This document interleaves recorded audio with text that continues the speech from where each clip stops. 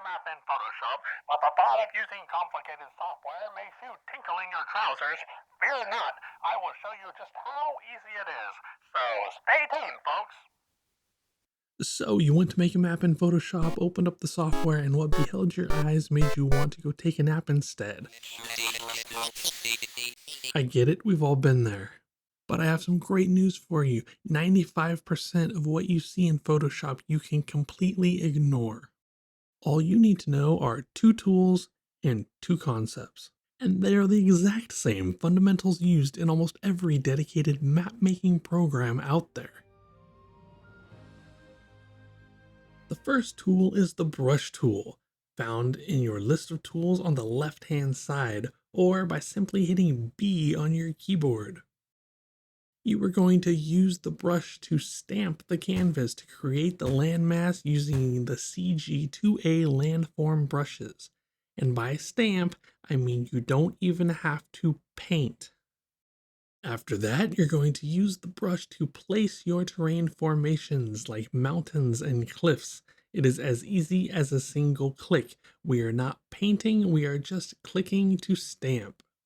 You are also going to use the brush tool to add realistic biome textures using the CG2A land texture tiles, which basically means you're going to color the land all pretty like.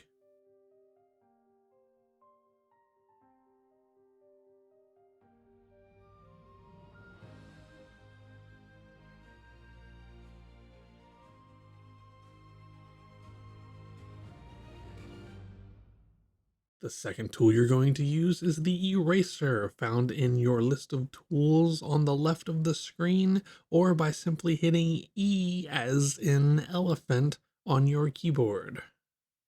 You will be using the eraser to do the exact opposite of what you do with the brush, which would be to remove landmass or terrain features like mountains, cliffs, lakes, and such. Now let's go over the concepts that you'll need to learn in order to make maps in Photoshop. The first concept you'll need to understand is layers.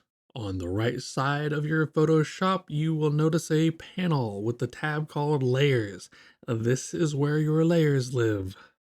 The concept of layers in Photoshop is exactly the same as they are in applications like Incarnate and WonderDraft. Layers stack like a delicious cheeseburger. If you want to get the cheese first, you stack it on top of the patty. If you want to bury the tomatoes deep in the depths of a burger because they are disgusting, you make sure that they are just above the bottom bun. When it comes to making maps with the CG2A assets, I recommend the following layer order. The top layer contains all of your terrain formations. The middle layer is all your texture coloring. Second from the bottom is where your landmass lives, and the very bottom layer, if you want water, that is where it goes. The second concept you will need to understand is how to use a layer mask. You will use this along with the brush to paint texture color on your landmass. It's like when your friend would draw a secret message with those invisible pens, and you'd have to scribble over it with the special marker to see what it was, and that's how you found out that they had a crush on your teacher, so you went and told the entire school? Only this digital version doesn't soak the paper and make your hands smell like alcohol for the rest of the day. Okay, but what does a layer mask even do? A layer mask controls what parts of a layer are visible without permanently erasing anything. Paint white to reveal, paint black to hide. To add a mask to a layer, click the layer mask icon at the bottom of the layer panel. It is the light rectangle with a gray dot in the middle. It looks like this. And from there, you select the layer mask attached to a layer and get to coloring your continent with confidence.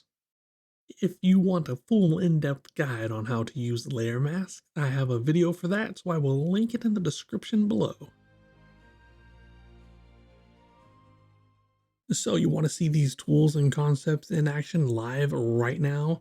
Alright, let's see what we can do in about 1 minute. Oh, it's the guy.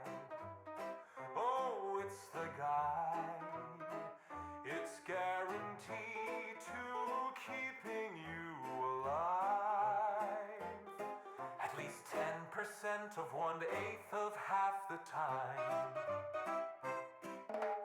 It's the guide to picking cherries with your toes, a guide to all the critters living in an ogre's nose, a guide to gears and gadgets and filthy nasty habits that all the little goblin folk may have, a guide to gnome contraptions and latest elven fashions and facilities for wizards who've gone mad, a guide to help you wander in and keep you from wondering if you're even going the right way.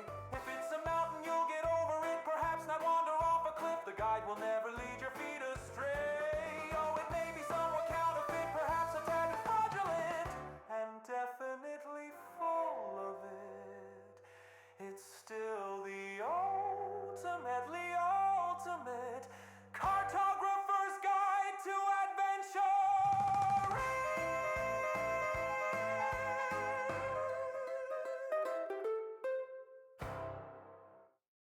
And that is it. That is all you need to know in Photoshop to make realistic satellite-looking maps. Now you know exactly what the Cartographer's Guide to Adventuring is all about. You can find all the asset packs, Photoshop brushes, and texture tiles on the official store at thecg2a.com.